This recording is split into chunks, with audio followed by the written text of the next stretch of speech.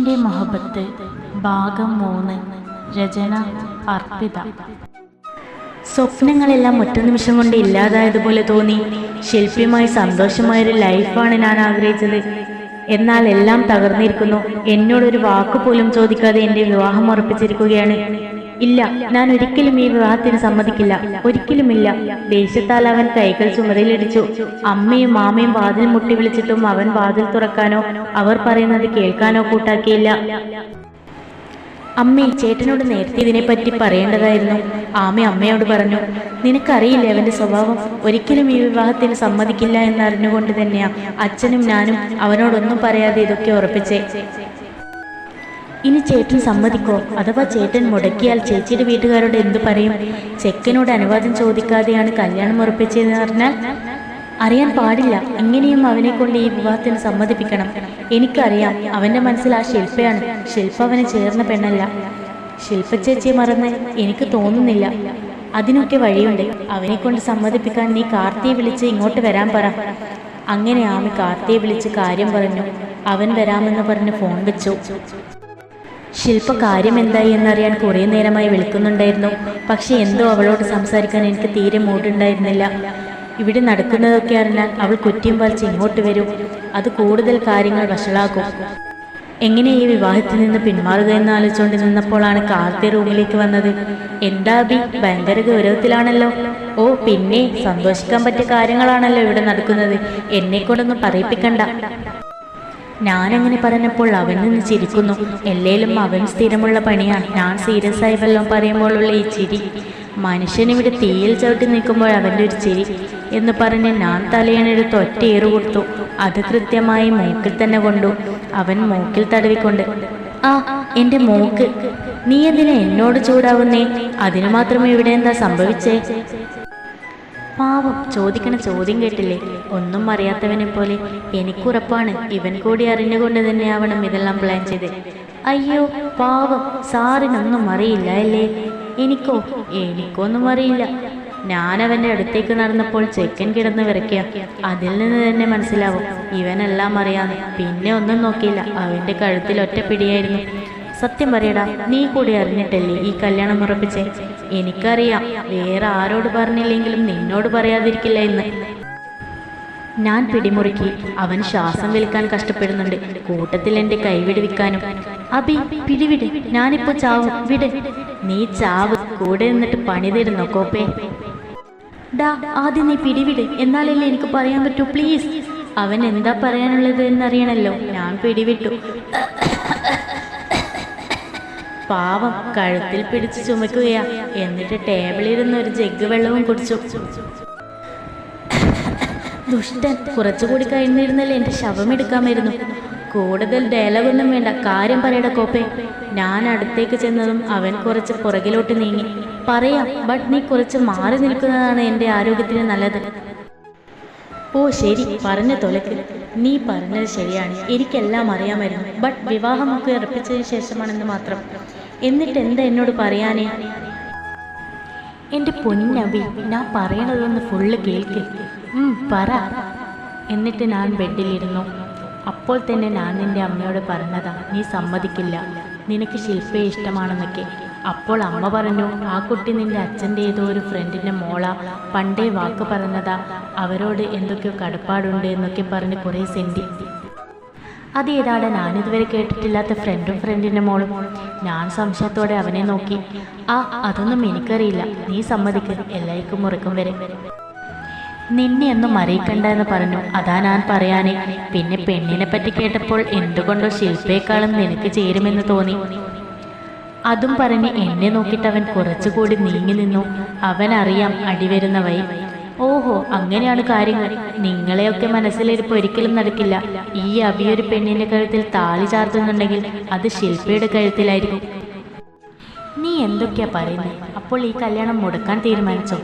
ഓ മുടക്കും, but ഞാനല്ല, അവൾ. എന്നെ ഒരിക്കൽ പോലും കാണാതെ കല്യാണത്തിന് സമ്മതമാണെന്ന് പറഞ്ഞ ആ അവൾ. ഞാനത് പറഞ്ഞതും അവൻ വീണ്ടും ചിരിക്കുന്നു. അത് കണ്ടപ്പോൾ എനിക്ക് ദേഷ്യം വന്നു. ഞാൻ കണ്ടു എന്നറിഞ്ഞപ്പോൾ ചിരി നിർത്തി. എന്തിനാടാ ചിരിക്കുന്നേ? എന്നെ കൊണ്ട് പറ്റില്ല എന്ന് ഓർത്താണോ? പിന്നെ AK ഗ്രൂപ്പ് ഓഫ് കമ്പനിയുടെ MD വിചാരിച്ചാൽ എന്താ നടക്കാത്തെ? നടക്കും. എന്തടാ നീ കളിയാക്കുന്നോ? ഞാനോ? ഞാനങ്ങനെ ചെയ്യോ? എൻ്റെ പൊന്നബി, അവൾ ആരാ, പേരെന്താ, വീട് വല്ലതും നിനക്കറിയോ? അവൻ പറഞ്ഞതും ശരിയാണല്ലോ. ഓ, അത് അമ്മയോട് ചോദിച്ചാൽ പോരെ? ചെല്ലി ഇപ്പൊ പറഞ്ഞു തരും. മോനെ, നീ തലകുത്തി നിന്നാലും അവളുടെ ഡീറ്റെയിൽസ് കിട്ടില്ല. പിന്നെ നീ വിവാഹം മുടക്കിയാലേ അടങ്ങുമെങ്കിൽ മുടക്ക്. ബട്ട് അതിനു മുമ്പ് നീയൊന്ന് ഓർക്കണം, നിന്റെ കല്യാണം മുടങ്ങിയെന്നറിയുമ്പോൾ നെഞ്ചു പൊട്ടിച്ചാവുന്ന നിന്റെ അച്ഛനെ അറിയാലോ. ഒരു തവണ അറ്റാക്ക് വന്ന ആളാ. ഇനി എന്ത് വേണമെന്ന് നീ തീരുമാനിക്കും. അത്രയും നേരം തമാശയിൽ കാര്യം പറഞ്ഞുകൊണ്ട് നിന്ന അവൻ വളരെ സീരിയസ് ആയി അതും പറഞ്ഞിറങ്ങിപ്പോയി. അബി, അച്ഛൻ അമ്മ ഇല്ലാത്തവർക്ക് അതിൻ്റെ വിഷമം അറിയാവൂ. ഈ ജന്മത്തിൽ അവർക്ക് വേണ്ടി, അവരുടെ സന്തോഷത്തിന് വേണ്ടി എന്തെങ്കിലും ചെയ്യാൻ പറ്റിയാൽ അതിലും വലിയ നന്മയില്ല. നിന്റെ മാത്രം സന്തോഷമാണ് ആഗ്രഹിക്കുന്നതെങ്കിൽ നിനക്ക് ഇഷ്ടമുള്ളതുപോലെ ചെയ്യാം. ഞാൻ പറയാനുള്ളത് പറഞ്ഞു. നിന്റെ ഒരു വാക്കിലില്ലാതാകുന്നത് 2 കുടുംബമാണെന്ന് നീ ആലോചിക്ക്, എന്നിട്ട് തീരുമാനിക്ക്. എൻ്റെ ഉള്ളിൽ കനലെടുത്തിട്ടിട്ട് ഒരു നീണ്ട ഡയലോഗ് അടിച്ചിട്ട് അവൻ പോയി. എനിക്കാണെങ്കിൽ എല്ലാം കൂടി കേട്ടിട്ട് ഭ്രാന്ത് പിടിക്കുന്ന അവസ്ഥയായിരുന്നു. അപ്പോഴാണ് അച്ഛൻ്റെ കോൾ വന്നത്. എടുക്കണോ എടുക്കട്ടെ എന്നാലോചിച്ച് ഒടുവിൽ ഞാൻ ഫോൺ എടുത്തു. ഹലോ അബി, മോനോട് ദേഷ്യമാണെന്നറിയാം. അച്ഛൻ മോനെ നിർബന്ധിക്കില്ല. ഞാൻ അവരെ വിളിച്ച് പറഞ്ഞോളാം. സാരമില്ല, അവർക്ക് പറഞ്ഞാൽ മനസ്സിലാവാതിരിക്കില്ല. പിന്നെ കല്യാണം ഉറപ്പിച്ചിട്ട് മുടങ്ങിപ്പോയെന്നറിയുമ്പോൾ നിനക്ക് കുഴപ്പമില്ലെങ്കിലും ആ കുട്ടിയുടെ അതൊക്കെ അവർ നോക്കിക്കോളും. എല്ലാവരും മുന്നിൽ വാക്ക് പാലിക്കാത്തവൻ എന്ന പേരുണ്ടാവും. അതൊന്നും സാരമില്ല, ഞാനിപ്പോൾ തന്നെ വിളിച്ചു പറഞ്ഞോളാം എന്ന് പറഞ്ഞ് അച്ഛൻ നന്നായി സെൻറ്റി അടിച്ചു. ഇതെല്ലാം കേട്ടു നിന്നല്ലാതെ അവൻ തിരിച്ചൊന്നും പറഞ്ഞില്ല. അവൻ്റെ മറുപടി കേൾക്കാതെ വന്നപ്പോൾ അച്ഛൻ ഫോൺ വെച്ചു. കുറച്ചു നേരം അവൻ മൗനത്തെ കൂട്ടുപിടിച്ച് എങ്ങോട്ടോ നോക്കിയിരുന്നു. അബിയുടെ റൂമിൽ നിന്നിറങ്ങി വരുന്ന കാർത്തിക് കണ്ട ആമി ഓടി വന്ന്, ചേട്ടാ പോയ കാര്യം എന്തായി? അവൻ മിണ്ടാതെ പോയി സോഫയിലിരുന്നു. അപ്പോഴേക്കും അമ്മ വന്നു. എന്തായി മോനെ? അവൻ എന്തു പറഞ്ഞു? ഇങ്ങനെ തന്നെ ചെയ്യണം, മനസാക്ഷി എന്നുള്ളതുണ്ടോ രണ്ടിനും? പുലിമടയിലേക്കാണ് പോയതെന്നറിയാതെ ചെന്ന് കയറി. എന്നെ കൊന്നില്ലെന്നേ ഉള്ളൂ. അയ്യോ, ഇപ്പോഴും മാറിയില്ല കഴുത്തിലെ വേദന. എന്ന് പറഞ്ഞ് കഴുത്തിൽ പിടിച്ചു. അപ്പോൾ ഒരു സൈഡിൽ ആമയും മറു സൈഡിൽ അമ്മയും വന്നിരുന്നു. സോറി മോനെ, വേറെ വഴിയില്ലാത്തോണ്ടല്ലേ. നീയും എൻ്റെ മോനെ പോലെയല്ലേ. അയ്യോ മതി മതി എന്നും ഇത് പറഞ്ഞ എന്നെ വീഴ്ത്തുന്നത്. അവൻ്റെ സ്നേഹം തന്നെ ഇപ്പോൾ താങ്ങുന്നില്ല, അധികമാ. ഇനി നിങ്ങൾ കൂടി വയ്യ. അത് കേട്ടതും ആമി അവൻ്റെ കയ്യിൽ നുള്ളി. ഓ മതി, എന്തായി എന്ന് പറ ചേട്ടാ. എന്താവാൻ, വിത്തിൻ 5 സെക്കൻഡ് അവനിപ്പോൾ വന്ന് സമ്മതമാണെന്ന് പറയും. ഓ ഒന്ന് പോ ചേട്ടാ, നീ പുച്ഛിക്കൊന്നും വേണ്ട, നോക്കിക്കോ. അവൻ പറഞ്ഞ നാവെടുത്തില്ല. അപ്പോൾ തന്നെ റൂമിൽ നിന്ന് അബിയിറങ്ങി വന്നു. അവരെ കണ്ടതും, നീ പോയില്ലേ? ഓ ഞാനിറങ്ങാൻ പോകുകയായിരുന്നു. അമ്മേ ഞാൻ പോട്ടെ. ഇനി അവൻ നോയെങ്ങാനും പറഞ്ഞാൽ അമ്മയും മോളും പഞ്ഞിക്കിട്ടാലോ എന്ന് കരുതിയാ കേട്ടോ. പോകാൻ വരട്ടെ. നീ ഇത്രയും നേരം കുറെ കഷ്ടപ്പെട്ടതല്ലേ എന്നെ കൊണ്ട് സമ്മതിപ്പിക്കാൻ. വായിൽ കൊള്ളാത്ത ഡയലോഗും അടിച്ചിട്ട് അതിൻ്റെ റിസൾട്ട് അറിയാതെ പോണത് ശരിയാണോ? ഞാൻ കുറച്ച് ഗൗരവത്തിൽ പറഞ്ഞപ്പോൾ ചെക്കൻ 32 വലും കാട്ടി ഇളിച്ചോണ്ട് നിൽക്കുക. അപ്പോൾ മനസ്സിലായല്ലേ? പിന്നെ എന്ത് ബോറാക്ടിങ്ങാ, സൈക്കോല, കഷ്ടം. അപ്പോൾ പണിയെ പാളിയ സ്ഥിതിക്ക് ഞാനങ്ങോട്ട്. അമ്മയും മാമയും അവനെ രൂക്ഷമായി നോക്കി. അതുകൊണ്ട് തന്നെ മുങ്ങാന്ന് കരുതിയതാണ്. ബട്ട് അവനെ പിടിയിട്ടു. ഇവൻ ഇത്രയ്ക്ക് സെൻറ്റി അടിച്ച സ്ഥിതിക്കും നിങ്ങളുടെ സന്തോഷമൊക്കെ ഇതായതുകൊണ്ടും ഇനി ഞാനായിട്ട് എതിരൊന്നും പറയണില്ല. ഇത് കേട്ടതും അമ്മവനെ കെട്ടിപ്പിടിച്ചു. കൂടെ ആമയും. ഇപ്പോഴെങ്കിലും നല്ല ബുദ്ധി തോന്നിയല്ലോ എൻ്റെ കുട്ടിക്ക്. ഞാൻ അച്ഛനെ വിളിച്ചു പറയട്ടെ. നിറഞ്ഞു വന്ന കണ്ണു തുടച്ചുകൊണ്ട് അമ്മ റൂമിലേക്ക് ഓടി. സത്യമായിട്ടും നീ സമ്മതിച്ചോ? അവൻ സംശയത്തോട് ചോദിച്ചു. എന്തടാ ഒരു വിശ്വാസക്കുറവ് പോലെ? ഞാൻ അവൻ്റെ തോളിൽ കൈവച്ച് ചോദിച്ചു. ഒന്നും കാണാതെ നീ സമ്മതിക്കില്ല എന്ന് എനിക്കറിയാലോ, അതുകൊണ്ട് ചോദിച്ചതാ. അപ്പൊ മനസ്സിലാക്കി കളഞ്ഞല്ലോ. എന്നിട്ട് ഞാൻ റൂമിലേക്ക് പോയി. ദൈവമേ, ഇവനിനി എന്തിനുള്ള പുറപ്പാടാ? അതും പറഞ്ഞ് കാർത്തിയും വീട്ടിൽ പോയി. എനിക്കിഷ്ടമുണ്ടായിട്ടൊന്നുമല്ല ഞാൻ ഈ വിവാഹത്തിന് സമ്മതിച്ചേ. അച്ഛൻ ഇതുവരെ എന്നോട് എത്തിക്കും താനെ അപേക്ഷിച്ചിട്ടില്ല, ആരുടെയും മുന്നിൽ തലകുഞ്ചിട്ടുമില്ല. ഇനി ഞാൻ കാരണം അത് വേണ്ടാന്ന് കരുതിയിട്ടാ എന്ന് കരുതി ആ പെണ്ണിനെ സ്നേഹിക്കാനോ എൻ്റെ ശില്പയെ ഉപേക്ഷിക്കാനോ ഞാൻ തയ്യാറല്ല. അവളായിട്ട് തന്നെ എന്നെ ഉപേക്ഷിച്ച് പോയിക്കൊള്ളും. പക്ഷേ ശില്പ, അവൾ എന്തു പറഞ്ഞ് നിർത്തുമെന്നാണ്. എന്തായാലും അവൾ നാട്ടിൽ വരാൻ ഇനിയും 4-5 മന്ത് എടുക്കും. അവളിപ്പോൾ USA, അവിടെ MBA ചെയ്യുന്നു. സോ അതിനു മുമ്പ് ഇവളെ അടിച്ച് പുറത്താക്കിയിരിക്കും. അവൻ ഓരോന്ന് മനസ്സിൽ കണക്കുകൂട്ടി. പാട്ടിൽ ഈ പാട്ടിൽ ഇനിയും നീ ഉണരില്ലേ, ഒരു പാടി പാടണം ഈണം കേട്ടതില്ലേ. രാവിലെ അലാറം കേട്ടാണ് ഞാൻ ഉണർന്നത്. സാധാരണ അലാറം കേട്ടാൽ ഞാൻ വീണ്ടും ഉറങ്ങാറ പതിവ്. ബട്ട് ഇന്നപ്പോൾ തന്നെ എണീറ്റു. കാരണം നിങ്ങൾക്ക് മനസ്സിലായോ? ഇന്നലെ ചെക്കൻ്റെ വീട്ടുകാരോടൊപ്പം ഡ്രസ്സ് എടുക്കാൻ പോണേ. അല്ലാതെ എനിക്ക് നേരത്തെ എനിക്കൊന്നും ശീലമൊന്നുമില്ല കേട്ടോ. പിന്നെ എല്ലാം പെട്ടെന്നായിരുന്നു. കുളിച്ച് ഒരുങ്ങി ധാവണിയും എടുത്തിട്ട് നേരെ സാവിയുടെ വീട്ടിലേക്ക് പോയി. അതെ, സാധാരണ ഞാനിടുന്ന ഡ്രസ്സ് ധാവണിയാണ് കേട്ടോ.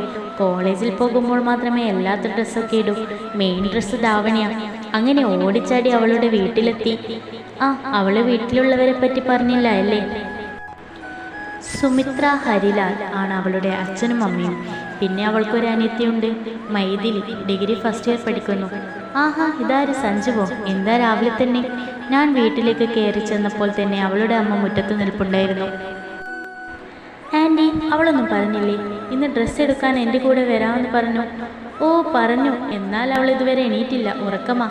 എണീറ്റില്ലേ എന്ന് പറഞ്ഞ് ഞാൻ നേരെ റൂമിലേക്ക് പോയി. അവിടെ ചെന്നപ്പോൾ പെണ്ണ് കൂർക്കം വലിച്ചുറങ്ങുകയാ. എനിക്ക് പിന്നെ പണ്ടേ ഉറങ്ങുന്നവരെ ഡിസ്റ്റർബ് ചെയ്യുന്നത് ഇഷ്ടമല്ലാത്തതുകൊണ്ട് നടുവിന് നോക്കി അസലൊരു ചവിട്ട് കൊടുത്തു. ഇതാ കിടക്കുന്നു പെണ്ണ് ചക്ക വിട്ടിട്ട് പോലെ താഴെ.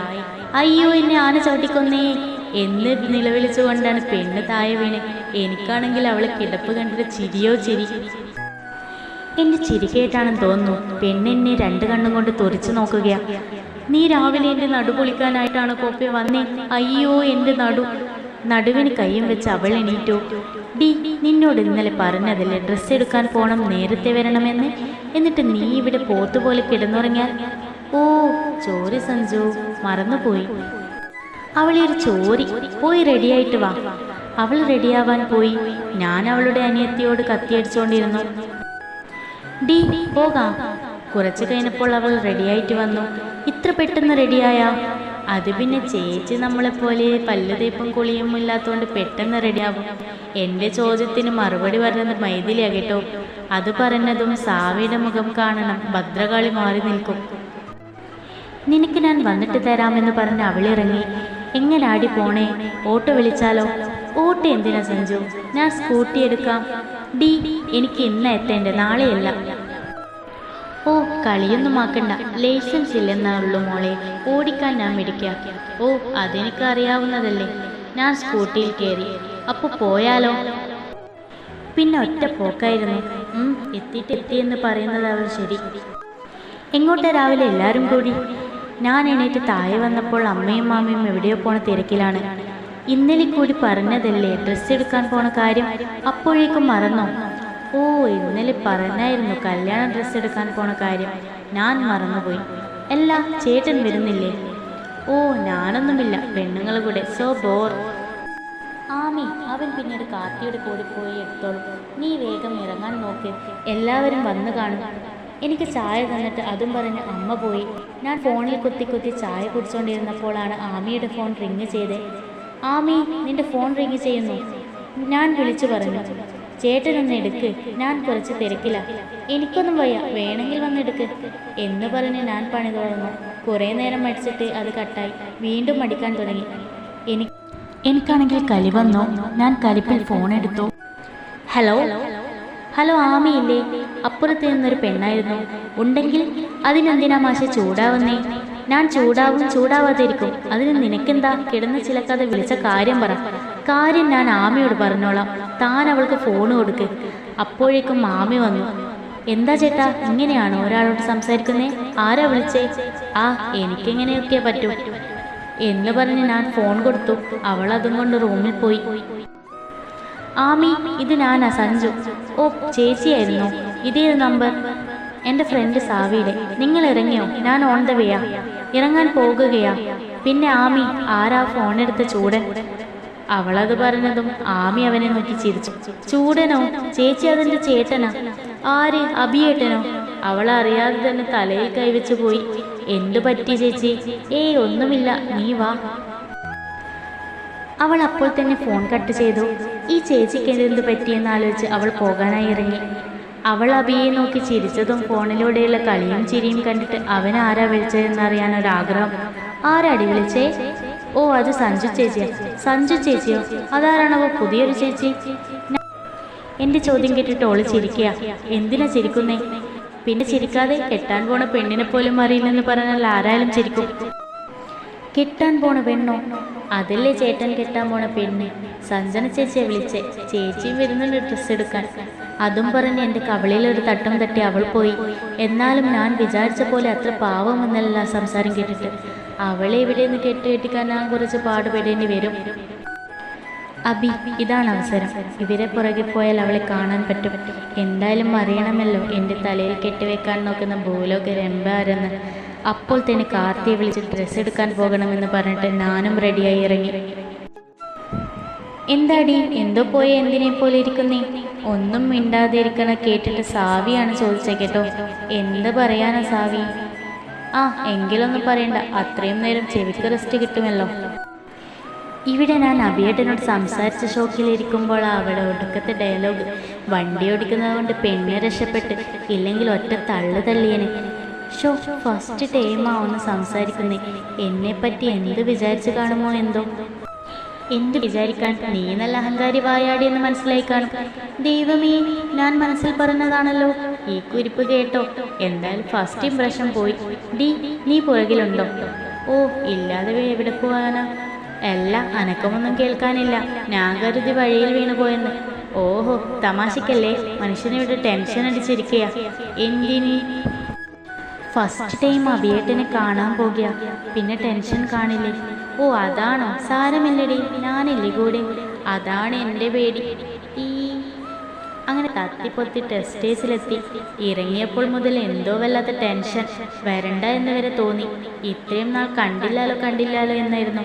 ഇപ്പോൾ കാണാൻ പോകുകയാണല്ലോ. അയ്യോ, പേടിയാവുന്നേ. വാ, അകത്ത് കയറാം. അവൾ വിളിച്ചിട്ടും ഞാൻ അങ്ങനെ തന്നെ നിൽക്കുക. അവൾ എന്നെ പിടിച്ച് കുലുക്കി. നീ എന്താ ആലോചിച്ചൊന്ന് നിൽക്കുക? വരുന്നില്ലേ? എനിക്കെന്തോ പേടിയാവുന്നു. നിന്നെ പിടിച്ച് തിന്നൊന്നുമില്ലല്ലോ. നീ വരുന്നുണ്ടോ? അവൾ എന്നെ പിടിച്ച് വിളിച്ചോണ്ട് പോയി. അകത്തേക്ക് കയറും തോറും ഹൃദയമിടിപ്പ് കൂടിക്കൂടി വന്നു. ആഹാ, ചേച്ചിമാർ ഇവിടെ നിൽക്കുകയാണോ? എല്ലാവരും അകത്തുണ്ട്. വേറെ ആരുമല്ല കേട്ടോ, നമ്മുടെ ഒരേ ഒരു നാത്തൂന ആമി. അങ്ങനെ ഞങ്ങൾ അവളുടെ കൂടെ ലേഡീസ് സെക്ഷനിലേക്ക് പോയി. അവിടെ അബിയേട്ടൻ്റെ അമ്മയും പിന്നെ വേറെ കുറേ ആൻറ്റിമാരും അവരുടെ മക്കളും ഉണ്ടായിരുന്നു. എല്ലാവരും എന്നെ നോക്കി ചിരിച്ചു. ഞാനും. എല്ലാവരും എന്തൊക്കെയോ ചോദിച്ചു. ബട്ട് എൻ്റെ കണ്ണുകൾ അബിയേട്ടനെ തേടുകയായിരുന്നു. മോൾ ആരെയും ഇങ്ങനെ നോക്കുന്നേ? അമ്മയായിരുന്നു അത്. ഞാൻ ചുമ്മാ ഡ്രസ്സൊക്കെ. ഞാൻ പരിങ്ങി മറുപടി പറഞ്ഞു. അപ്പോൾ ആമ വന്ന് ചെവിയിൽ പറഞ്ഞു, അതെ, കഷ്ടപ്പെട്ട് നോക്കണ്ട കേട്ടോ, ചേട്ടൻ വന്നില്ല. കേട്ടതും ഞാൻ ചമ്മി ചിരിച്ചു. പക്ഷെ അപ്പോഴാശ്വാസമായി. ഇല്ലെങ്കിൽ ടെൻഷൻ അടിച്ച് നേരെ ഡ്രസ്സ് പോലും എടുക്കാൻ പറ്റില്ലായിരുന്നു. അവർ കുറേ ഡ്രസ്സൊക്കെ എടുത്തിട്ടു. ഗൗൺ, സാരി, ലെഹങ്ക എല്ലാം വർക്ക് ചെയ്തതും വളരെ കോസ്റ്റ്ലിയുമായിരുന്നു. പിന്നെ ഞങ്ങൾ നോക്കി ഒരു സിമ്പിൾ ലെഹങ്ക എടുത്തു. Blue colour top and magenta colour പാവാട. എല്ലാവർക്കും ഇഷ്ടപ്പെട്ടു. എൻ്റെ പർച്ചേസിങ് കഴിഞ്ഞപ്പോൾ ഞങ്ങൾ പോകുകയാണെന്ന് പറഞ്ഞിറങ്ങി. നീ എങ്ങോട്ടാ പോകുന്നേ? അത് ലേഡീസ് സെക്ഷനാ. അവളെ കാണാനായി ലേഡീസ് സെക്ഷനിലോട്ട് പോകാൻ നിന്ന് എന്നെ തടഞ്ഞുകൊണ്ട് കാർത്തി ചോദിച്ചു. അതൊക്കെ എനിക്കറിയാം. എൻ്റെ ATM കാർഡ് ആമയുടെ കയ്യിലാണ്. അത് വാങ്ങാനാ. അവനോട് സത്യം പറഞ്ഞാൽ ഞാൻ വല്ല കുഴപ്പമുണ്ടാക്കുമെന്ന് കരുതി സമ്മതിക്കില്ല. അങ്ങനെ ലേഡീസ് സെക്ഷൻ ലക്ഷ്യമാക്കി നടക്കുമ്പോഴാണ് കാർത്തി എന്നെ തട്ടുന്നത്. എന്തടാ? എന്നിട്ട് ഞാൻ നോക്കിയപ്പോൾ ചെക്കൻ 100ന്റെ ബൾബിട്ട പോലെ കത്തി നിൽക്കുന്നു. ഇവൻ എന്താ ഇങ്ങനെ പ്രകാശിക്കുന്നത്? എന്താടാന്ന് ചോദിച്ചാൽ നിനക്ക് മറുപടി പറയാനാവില്ലേ? ഞാൻ അവനെ തട്ടി. അബി, ദേ നോക്കിയേ, നിന്റെ ട്രെയിനിലെ കോഫി പലാലടുക്കി. എന്നിട്ട് അവൻ അവിടേക്ക് കൈ ചൂണ്ടി. ആര്? എവിടെ എന്ന് പറഞ്ഞ് അവൻ്റെ കൈക്ക് നേരെ നോക്കിയപ്പോഴുണ്ട് അതാ വരുന്നു ബ്ലാക്ക് ആൻഡ് പിങ്ക് കളർ താവണി, നീളമുള്ള മുടി ഫ്രണ്ടിലേക്ക് പിന്നിട്ട് ഷോളിൻ്റെ അറ്റം കറക്കി കൂട്ടുകാരിയുടെ കാര്യവും പറഞ്ഞു വരുന്നു. എൻ്റെ പുറത്ത് കോഫി ഒഴിച്ച പൂതന. ഹോ, എൻ്റെ അബി, എന്താ ചന്തമല്ലേ? ദൈവമേ, എവിടെ പോയാലും ഈ കൂറ കാണുമല്ലോ എന്നാലോചിച്ചുകൊണ്ട് നിന്നപ്പോഴാണ് ഒരുത്തൻ്റെ ഒലക്കമ്മയുടെ കമൻ്റടി. മോനത്രയ്ക്ക് ഇഷ്ടപ്പെട്ടെങ്കിൽ അങ്ങ് കെട്ടിക്കോ. അല്ല പിന്നെ, ഇന്നലെ തൊട്ട് തുടങ്ങിയതാ. സോറിടാ, എന്ത് ചെയ്യാനാ, ഞാൻ എൻ്റെ പെങ്ങളെപ്പോലെ കണ്ടുപോയി. വേണമെങ്കിൽ നീ നോക്കിക്കോ. അയ്യോ ചതിക്കരുത്, ഇവിടെ ഉള്ളതിൻ്റെ കയ്യിൽ നിന്ന് എങ്ങനെ രക്ഷപ്പെടുമെന്ന് ആലോചിക്കുമ്പോഴാണ് എന്ന് പറഞ്ഞ് ഞാൻ അവനെയും വിളിച്ചോണ്ട് അവൾക്ക് ഓപ്പോസിറ്റായി നടന്നു. കാണല്ലേ കാണല്ലേ എന്നായിരുന്നു പ്രാർത്ഥന. പേടിച്ചോണ്ടൊന്നുമല്ല, ഇനി ഇവിടെ വെച്ച് വല്ല സീനുണ്ടായ അവളുടെ വായെങ്ങാനും തുറന്നാൽ ആകെ നാറിക്കുളമാകും. ആലോചിക്കാൻ വയ്യ. അല്ലെങ്കിലും ഇതുപോലത്തെ കൺട്രി പീപ്പിൾസിനൊന്നും പുറത്തെങ്ങനെ പെരുമാറണമെന്നറിയില്ലല്ലോ. ഞാൻ സാവിയോട് സംസാരിച്ചുകൊണ്ട് വരുമ്പോഴാണ് ഓപ്പോസിറ്റായി ഇന്നലെ ട്രെയിനിൽ വെച്ച് കണ്ട കോന്തനെ കണ്ടേ. അവനെ കണ്ടതും എനിക്ക് ദേഷ്യം വന്നു. എങ്കിലും ഞാൻ കൺട്രോൾ ചെയ്തു. വേറൊന്നും കൊണ്ടല്ല, ഇനി വല്ല സീനുണ്ടായാൽ അഭിയേട്ടൻ്റെ അമ്മയൊക്കെ ഉള്ളതല്ലേ, വില കളയാൻ പാടില്ലല്ലോ. അതുകൊണ്ട് കാണാത്ത പോലെ ഞാൻ സാവിയോട് സംസാരിച്ചുകൊണ്ട് നടന്നത്. നടക്കുന്നതിനിടയിൽ എൻ്റെ ധാവണിയുടെ ഷോൾ എന്തിലോ കുരുങ്ങി. ഞാനിത് എടുക്കാനായി തിരിഞ്ഞതും എൻ്റെ ധാവണിയിൽ കാലൊടുക്കി വീഴാൻ പോയതും ഒരുമിച്ചായിരുന്നു. പക്ഷെ താഴെ വീണില്ല, എന്നെ ആരോ പിടിച്ചിരുന്നു. അത് നിങ്ങൾ വിചാരിക്കും പോലെ ആ ട്രെയിനിൽ കോന്തനല്ലായിരുന്നു, വേറെ ഏതോ ഒരു അലവലാതിയായിരുന്നു. താഴെ വീഴാതെ രക്ഷപ്പെട്ടല്ലോ എന്ന് ആശ്വസിച്ചുകൊണ്ട് കണ്ണു തുറന്നു നോക്കിയപ്പോൾ ആ കൂറേൻ്റെ അരയിൽ പിടുത്തം മുറുക്കി എന്നെ തന്നെ നോക്കിയിരിക്കുകയായിരുന്നു. പക്ഷേ അയാളുടെ കണ്ണിൻ്റെ നോട്ടം ഷോൾ മാറിക്കിടുന്ന ശരീരത്തിലാണെന്ന് മനസ്സിലാക്കാൻ അധികം സമയമൊന്നും വേണ്ടി വന്നില്ല. അമ്മാതിരി നോട്ടമായിരുന്നല്ലോ തെണ്ടിയുടെ. ഞാൻ അപ്പോൾ തന്നെ അയാളെ തട്ടിമാറ്റി ഷോൾ നേരിട്ട് സാവിയെ വിളിച്ച് പോകാനായി പോയപ്പോൾ അയാൾ വീണ്ടും എൻ്റെ കയ്യിൽ കയറി പിടിച്ചു. കൂടെ ഒരു ഡയലോഗ്, എന്താ മോളെ, വീഴാതെ പിടിച്ചതിനും ഒരു താങ്ക്സ് പോലും പറയാതെ പോണത് ശരിയാണോ? അയാളുടെ നോട്ടവും പറച്ചിലും എനിക്ക് തീരെ ഇഷ്ടപ്പെട്ടില്ല. അത് ചോദിക്കാൻ കൈപിടിക്കണമെന്നുണ്ടോ? ഞാൻ കൈപിടിക്കാൻ ശ്രമിച്ചുകൊണ്ട് പറഞ്ഞു, എങ്ങനെ പിടിക്കാതിരിക്കും, നിന്നെപ്പോലെ ഒരു അടാറൈറ്റത്തെ കണ്ടിട്ട് എൻ്റെ ജീവിതത്തിൽ ഒരുപാട് പെണ്ണുങ്ങൾ കടന്നുപോയിട്ടുണ്ടെങ്കിലും നിന്നെപ്പോലെ ഒരുത്തി, ഹോ എന്താ പറയാ. അയാളെന്നെ വശ്യമായ നോട്ടത്തോടെ ആളുകൾ ശ്രദ്ധിക്കുന്നുണ്ടെന്ന് പോലും നോക്കാതെ എന്തൊക്കെയോ വിളിച്ചു പറഞ്ഞു. അയാളുടെ നോട്ടവും സംസാരവും എല്ലാം കൂടി കേട്ടപ്പോൾ ഞാൻ എൻ്റെ കൈ ബലമായി വലിച്ചിട്ട് പരിസരം പോലും നോക്കാതെ ഒറ്റയടി അവൻ്റെ കരണം കുറ്റി നോക്കി അങ്ങ് കൊടുത്തു.